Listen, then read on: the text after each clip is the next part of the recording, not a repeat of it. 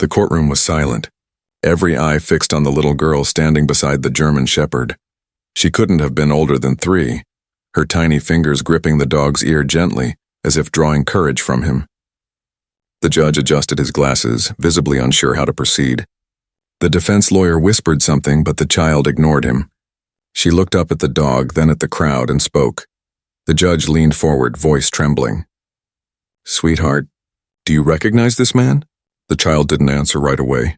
She placed her tiny hand on the dog's head, drawing courage from his calm strength. Then she pointed at the man, and then her next words froze everyone in place. No one could believe what they were witnessing. A child, a dog, and a truth that would shake the world. Before we start, make sure to hit like, share, and subscribe. And really, I'm curious, where are you watching from? Drop your country name in the comments.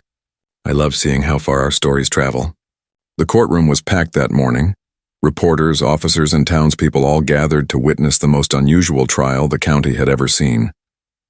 Whispers echoed like ripples across the wooden walls as the judge entered. But when the bailiff opened the side door, the room fell into absolute silence. A small child stepped in. She couldn't have been more than 3 years old, dressed in a pale blue dress, clutching a worn-out stuffed bear in one hand. Beside her walked a massive German Shepherd in a police vest, his every movement steady and deliberate. His dark eyes scanned the room, alert yet calm, as if he knew his presence meant something more than anyone could understand. The crowd leaned forward, curious. A child and a police dog, side by side in court. It was something no one had ever seen. Even the judge hesitated, unsure if what he was witnessing was protocol or miracle. The prosecutor, a woman in her 40s with tired eyes, guided the girl toward the witness stand. "It's okay, sweetheart," she whispered. "He's here with you." The girl's small hand reached out instinctively, resting on the German Shepherd's head. He didn't move. He just looked up at her, his calm gaze grounding her trembling heart. The air in the room grew thick. No one dared to breathe too loudly. From the back row, Detective Mark watched silently. He knew this moment wasn't ordinary. It was the culmination of months of pain, investigation, and unanswered questions. The little girl, Lily, was the only surviving witness of a brutal night that had shattered lives. And the dog Max, her mother's canine partner, was the only one who had seen it all. But how could a child so young testify? How could a dog be part of an official trial? Yet here they were, an innocent and a loyal protector, about to face the man accused of destroying their world. The defense attorney stood, adjusting his tie with a smirk. "Your Honor," he began, "surely this is a misunderstanding. A toddler and a dog cannot testify." The judge frowned, but before he could respond, Lily did something unexpected. She looked up at the man across the room, the one sitting at the defense table, and her little face changed. Her lips quivered. She squeezed Max's fur tightly. Then in a whisper that echoed like thunder in that silent courtroom, she said, "He's the bad man." The room froze, and at that exact moment Max let out a low, warning growl that sent chills down every spine in the room. Something extraordinary was about to unfold. 2 months earlier, the small town of Greenridge had been shaken by a crime so horrifying that even seasoned officers struggled to process it. It happened on a quiet Thursday night, a night like any other. The rain fell steadily, tapping against the windows of a modest suburban home on Willow Lane. Inside, a young mother named Rachel Miller tucked her daughter Lily into bed. The girl clutched her stuffed bear, smiling sleepily as her mother whispered, "Mommy's right here, sweetheart." In the living room, Rachel's partner, Officer Max, a trained canine German Shepherd, lay by the door, his eyes half closed but his instincts fully awake. He had served with Rachel during her time in the police force before she retired to raise Lily. To anyone else, he was just a loyal pet. But Rachel knew, once a police dog, always a protector. Around midnight, the wind howled louder. Max's ears perked up. His muscles tensed. Something outside wasn't right. He rose silently, pacing near the door, his nose twitching as a faint metallic scent reached him. A second later, a faint creak echoed from the back door. Someone was inside. Rachel woke instantly. Years of training took over. She grabbed her phone and whispered, "Lily, stay under the bed. Don't make a sound." The little girl obeyed, eyes wide with fear. Max growled low, his hackles raised, his eyes locked on the hallway. Then the shadow appeared. A man in a black hoodie stepped into the dim light, holding something cold and glinting. A knife. Rachel's heart raced. "You don't want to do this," she said firmly, stepping between the intruder and her daughter's room. Max lunged, teeth bared, but the man swung the knife, slicing the air. A struggle erupted, chaotic, desperate, full of snarls and screams. The sound of glass breaking shattered the night. Lily, trembling under the bed, covered her ears. Through the crack beneath the frame, she saw flashes of movement. Her mother's feet stumbling backward, Max biting the man's arm, blood splattering the wooden floor. Then came silence.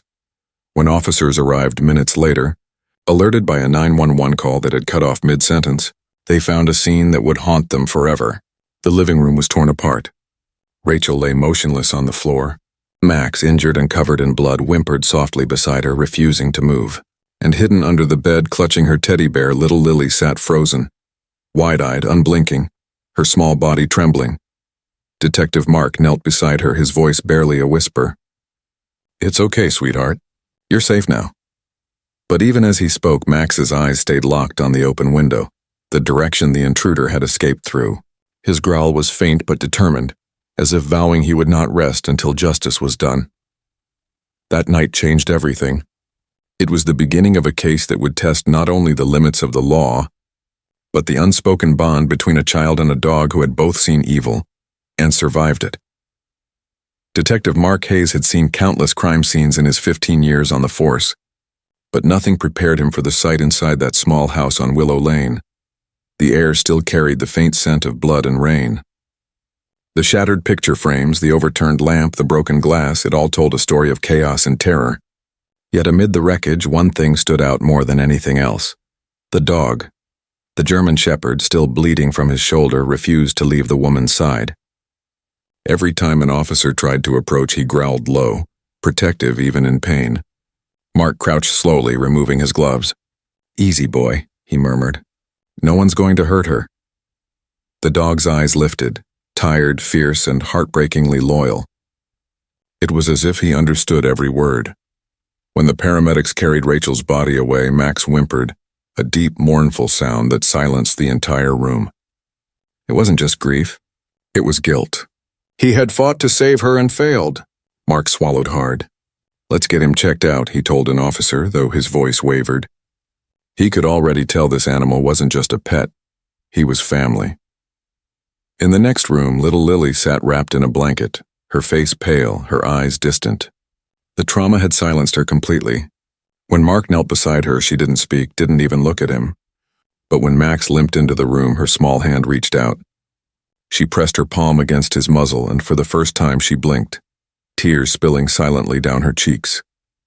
Mark watched in awe. No human voice, no comforting words could reach her, but that dog could. That connection meant something powerful. Over the next few days, Mark stayed on the case, digging for clues. Fingerprints were smudged. The security cameras had been cut. Whoever did this was experienced and deliberate. But one thing bothered him, the way Max reacted to certain photographs during the investigation. Whenever Mark showed images of known offenders, Max remained calm. But when one particular suspect's photo appeared, a man named Ethan Cole, Rachel's estranged ex-partner, the dog snarled, teeth bared, eyes blazing with recognition. Mark leaned back, unsettled. A dog's instinct wasn't admissible in court, but it had never been wrong before. Still, he faced a dilemma. How could he build a case when his only witnesses were a traumatized child and a grieving K9? Somehow he knew. The answers lay in the bond between them. The days following the attack blurred into sleepless nights for Detective Mark. The case files grew thicker, but the evidence remained painfully thin. The only two living beings who had been inside that house during the crime were a 3-year-old child who wouldn't speak, and a K9 who couldn't. Max was temporarily placed at the department's K9 rehabilitation facility, his wounds stitched and bandaged. But even as he recovered, something in his behavior drew everyone's attention. He refused food unless Lily was nearby.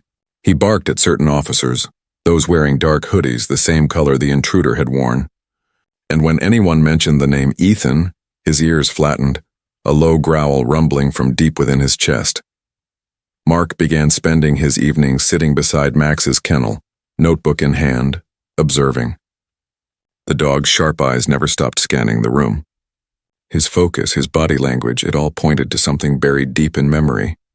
"You know who did this, don't you?" Mark whispered one night. Max's ears twitched at the sound of his voice. He gave a single slow blink as if acknowledging him. The next morning, Mark decided to test a theory. He gathered photos of all potential suspects, placing them in a line on the table in front of Max.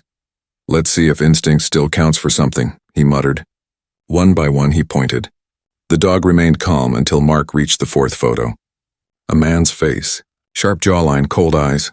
Ethan Cole. Max's body stiffened. His pupils dilated.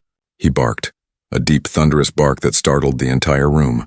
His paws scraped against the floor as if he wanted to lunge forward. Officers exchanged uneasy glances. Mark exhaled slowly. "That's the one, isn't it?" he said under his breath. Max didn't move, just stared at the photo, unblinking. But Mark knew there was a problem. A dog's reaction wasn't considered solid evidence in court. Still, something about it felt irrefutable, like a truth no words could explain. Later that day, Mark met with Dr. Harper, a child therapist assigned to Lily. The young girl sat quietly in a playroom, drawing with crayons. Max lay beside her, head resting on his paws. "She doesn't talk to anyone," Dr. Harper whispered, "but when he's here, she hums." Mark watched in silence as Lily drew a picture. 3 stick figures. A woman, a little girl, and a dog. Then in the corner, she scribbled another figure in black. The crayon pressed hard, breaking under pressure. "She remembers," Mark murmured. Dr. Harper nodded. "She's reliving it, but through him." As the weeks passed, it became clear that Max wasn't just a companion. He was the bridge between the child and the truth. His instincts were guiding the investigation even when words couldn't. And though the world saw him as just a dog to Mark and Lily, he had become something far greater, a silent witness who remembered everything. The playroom was filled with soft colors, gentle toys, and sunlight filtering through the curtains, a space meant to feel safe. Yet for Lily, the world had grown silent. She sat on a small blue chair, her eyes fixed on the floor, clutching her teddy bear so tightly its fur had begun to tear. The therapist spoke softly, officers waited outside, and every day ended the same, with no words. Detective Mark Hayes stood at the observation window watching her. "It's been 3 weeks," he murmured to Dr. Harper, the child psychologist. "She hasn't said a single word?" Dr. Harper shook her head. "Not one. But she reacts to him."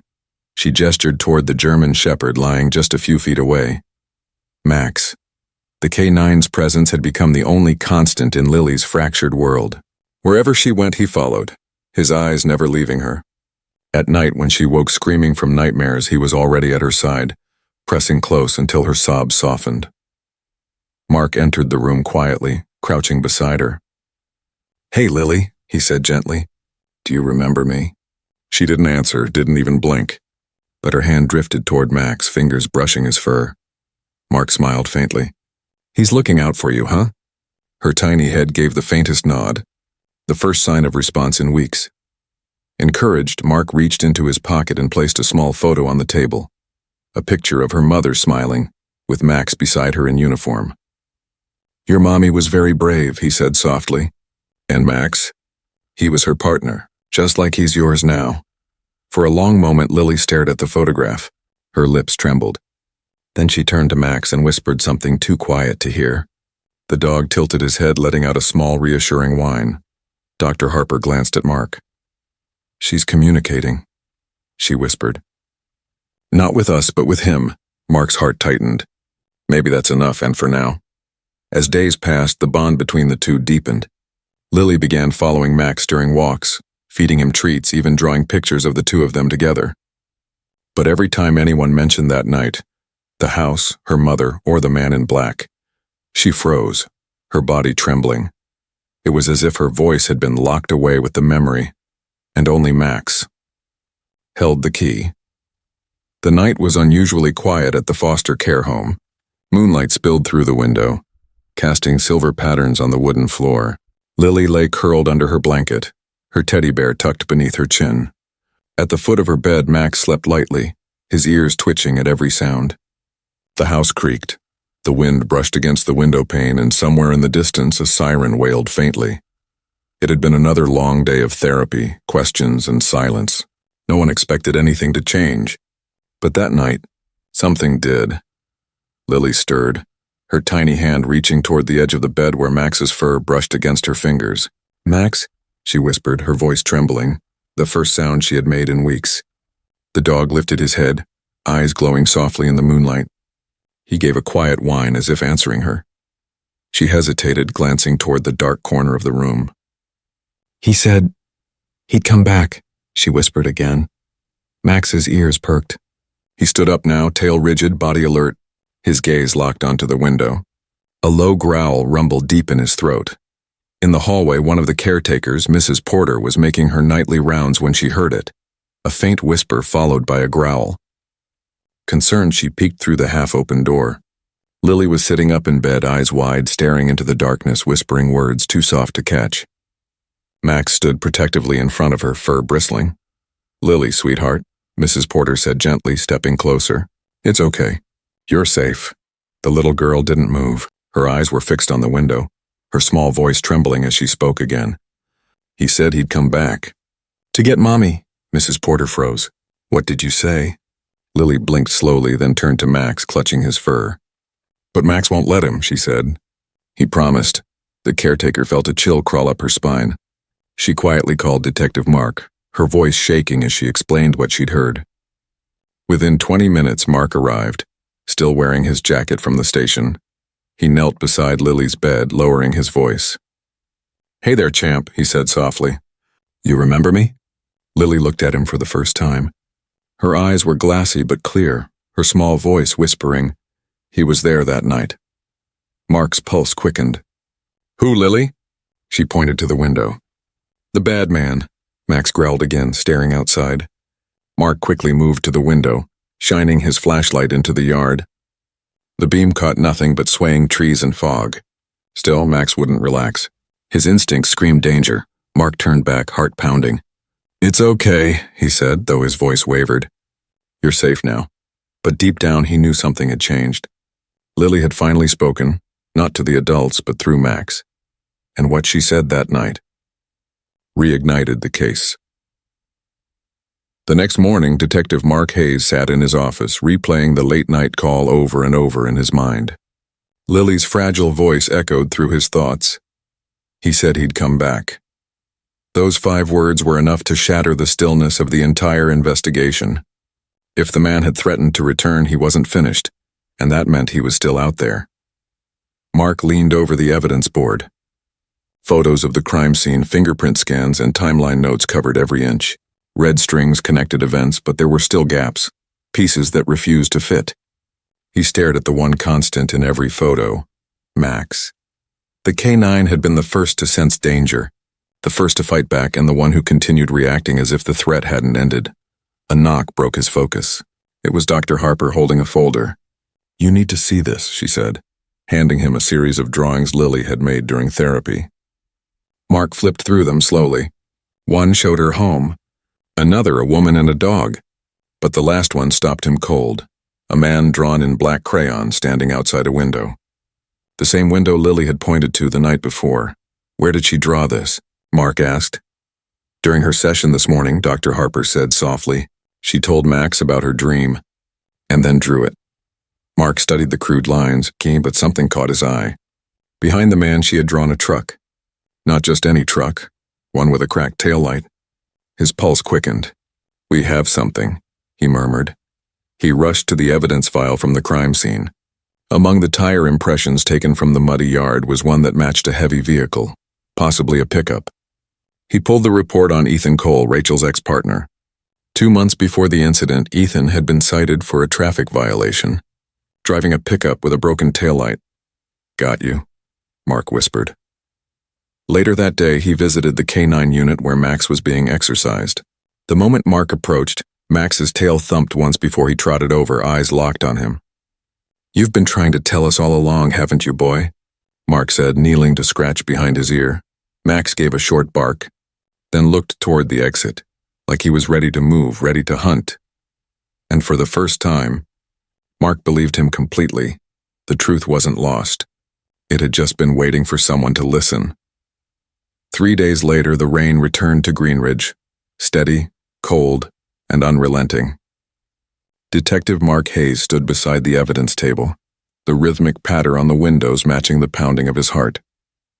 The case was beginning to breathe again, and this time the clues pointed somewhere real. Forensics had finished re-examining the scene after Lily's revelation.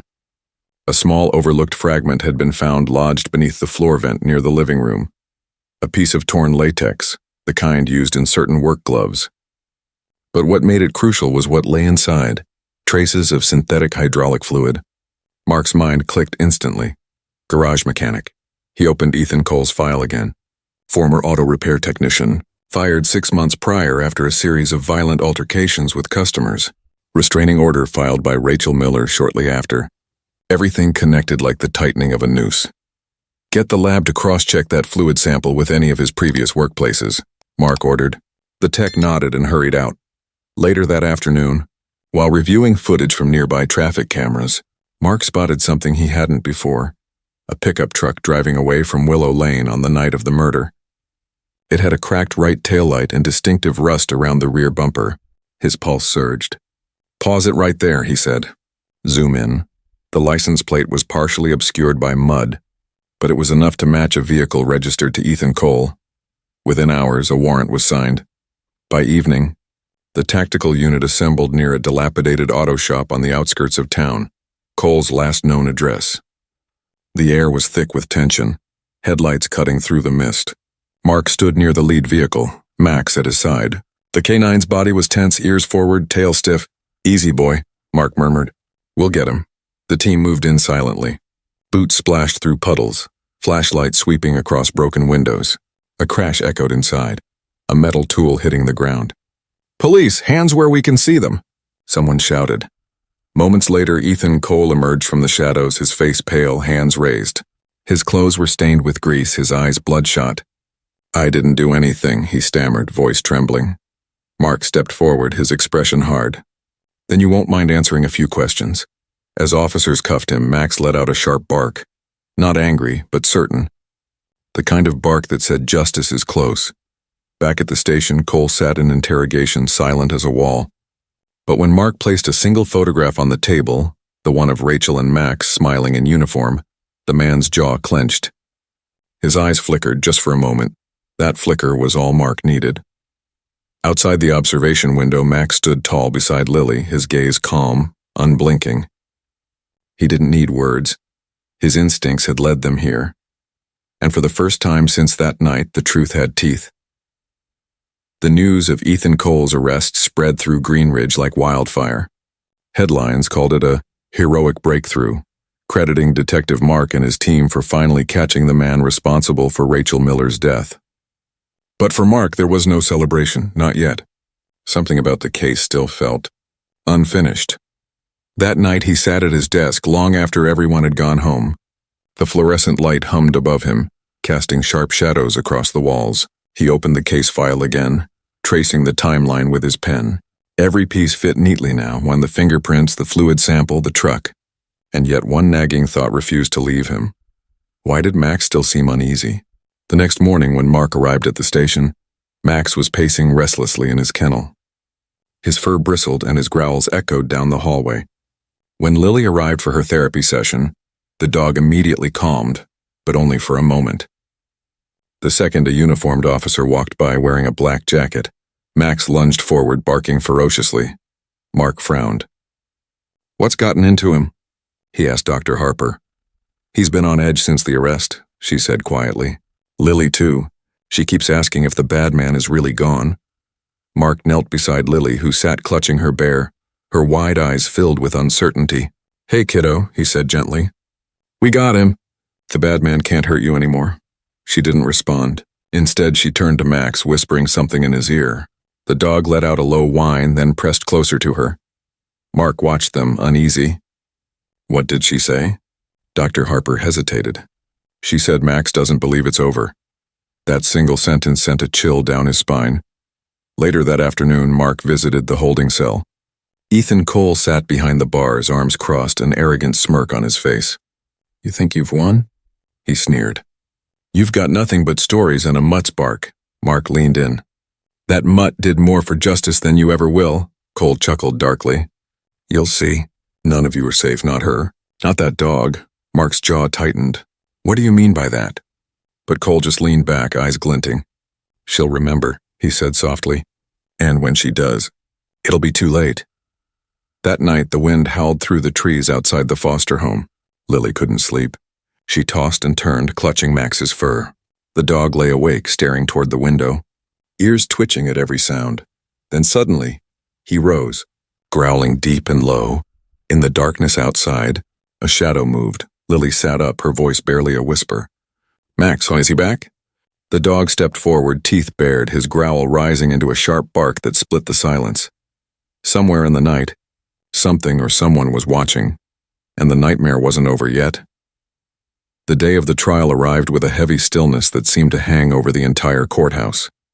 The air was thick with anticipation. Reporters outside, cameras flashing, crowds whispering. Everyone wanted to witness the case that had captured the nation's attention. A 3-year-old child and a police K-9 taking the stand. Inside the courtroom, Detective Mark Hayes adjusted his tie, his nerves taut. It wasn't fear of losing the case, it was fear of what it would do to Lily. She was so young, so fragile, and yet today she would face the man who had destroyed her family. Across the room, Ethan Cole sat beside his attorney, his expression cold and detached. When he looked at Lily, a faint smirk curled at the edge of his lips. Mark saw it and then his hands clenched. The judge entered. "Court is now in session," he announced, the gavel striking sharply. The prosecutor, Ms. Torres, stood. "Your Honor, today we bring forth a unique testimony, not through words of an adult, but through the courage of a child. And the loyalty of a dog." Whispers rippled through the gallery. The defense attorney rose with a scoff. "Your Honor, are we seriously entertaining the testimony of a dog? What's next, having him take the oath?" Laughter broke out among a few spectators, but the judge silenced them with a glare. "Proceed," he said curtly. Then the side door opened. Lily entered, dressed in a simple yellow dress, clutching her teddy bear. Her small feet tapped softly against the marble floor. Max walked beside her, wearing his K-9 vest polished and neat. His steps were steady, protective, every inch the guardian he was born to be. The courtroom fell silent. Cameras lowered. Even the judge leaned forward slightly. Lily was helped onto the witness stand, her little legs dangling from the chair.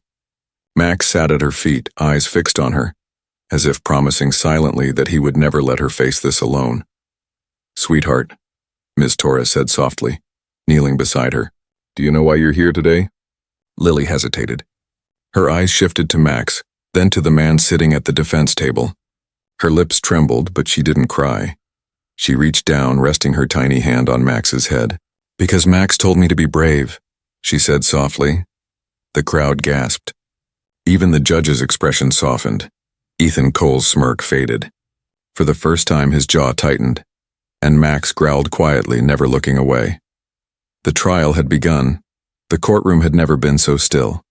You could hear the faint hum of the ceiling fan, the creak of a wooden bench, the quiet rustle of papers as everyone leaned in, waiting for the little girl to speak. Lily sat there, her small hands clutching the edge of the witness stand.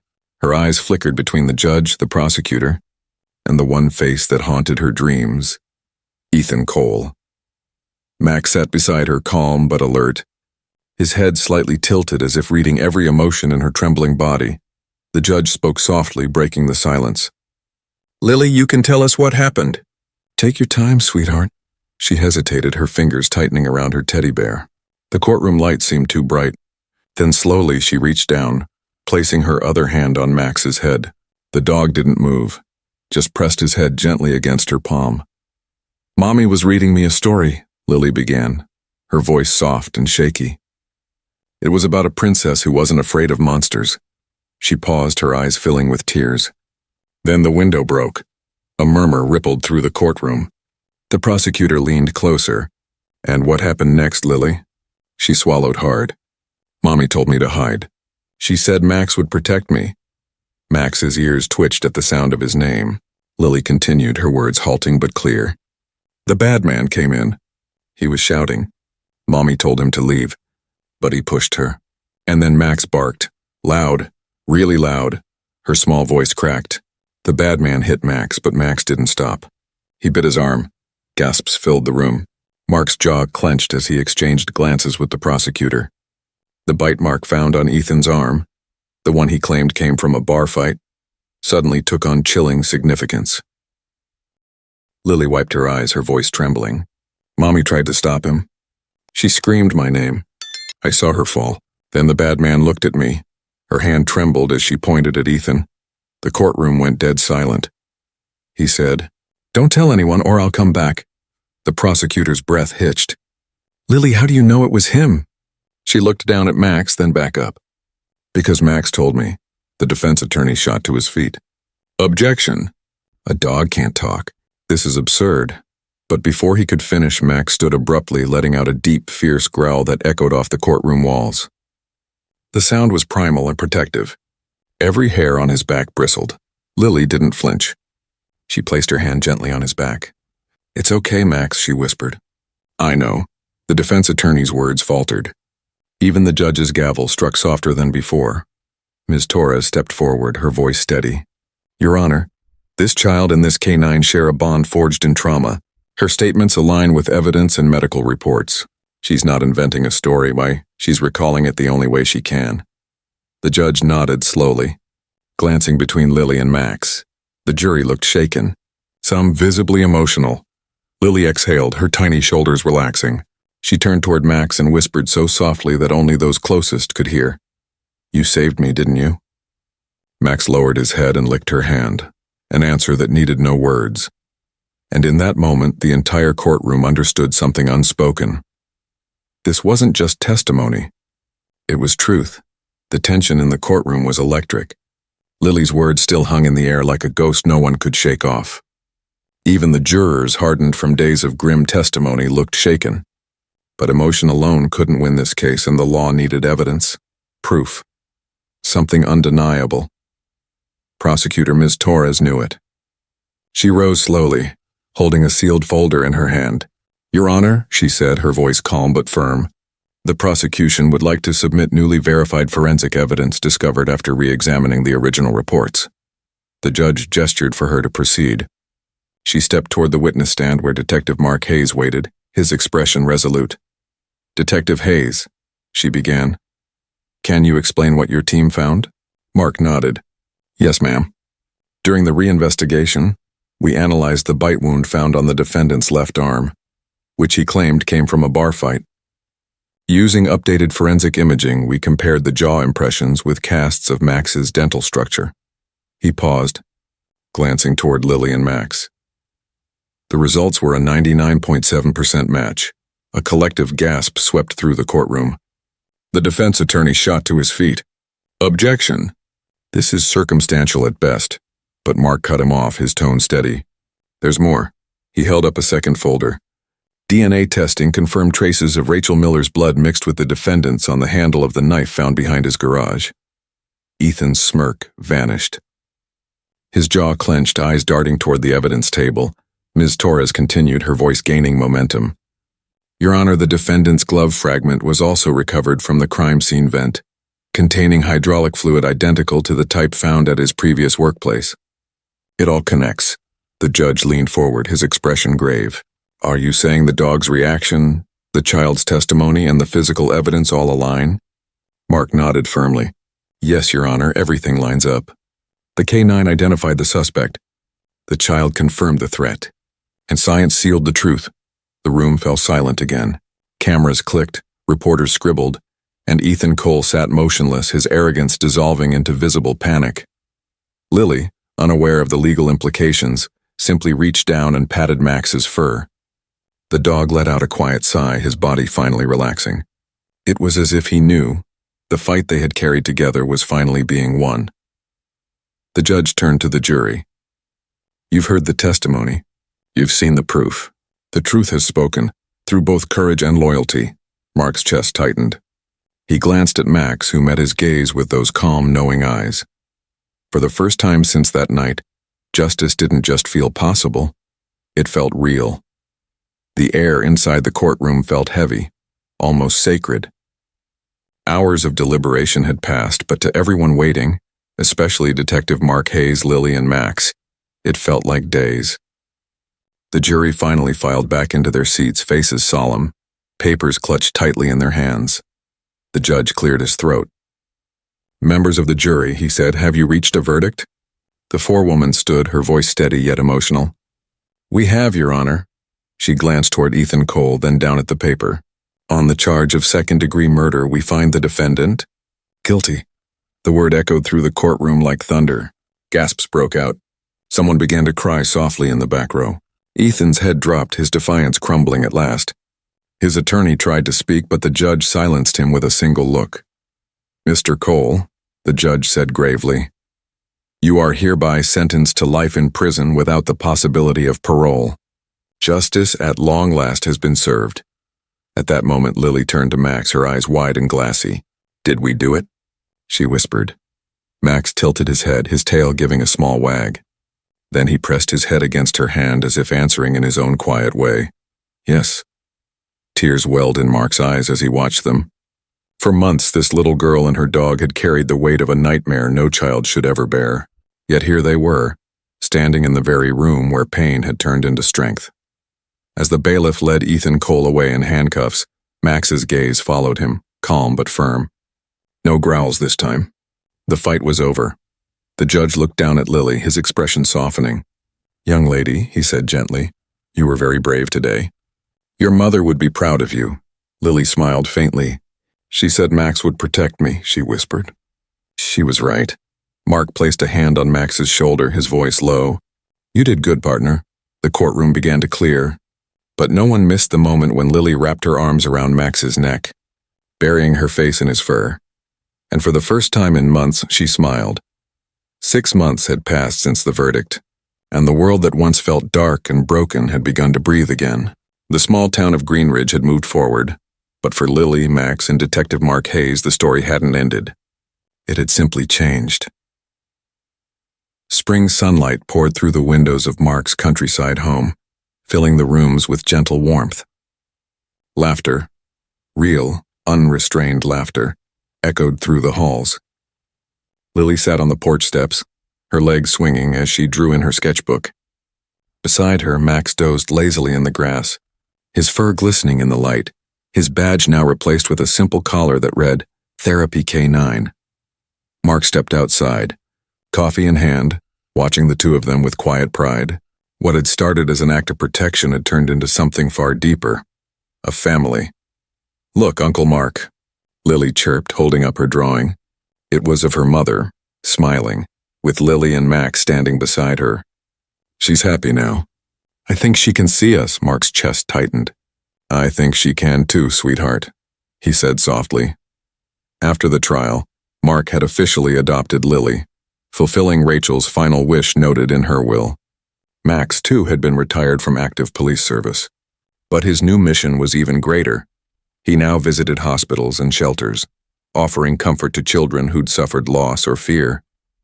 Somehow, his gentle presence healed wounds no medicine could reach. Sometimes, when Lily watched him at work, she'd whisper, "He understands them, like he understood me."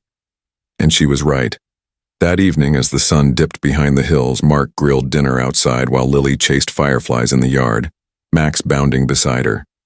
The air was filled with laughter, the kind born from peace, the fragile but real. Mark leaned against the porch railing, smiling. For so long, he'd lived surrounded by cases of tragedy and pain. But now, watching Lily and Max, he realized something.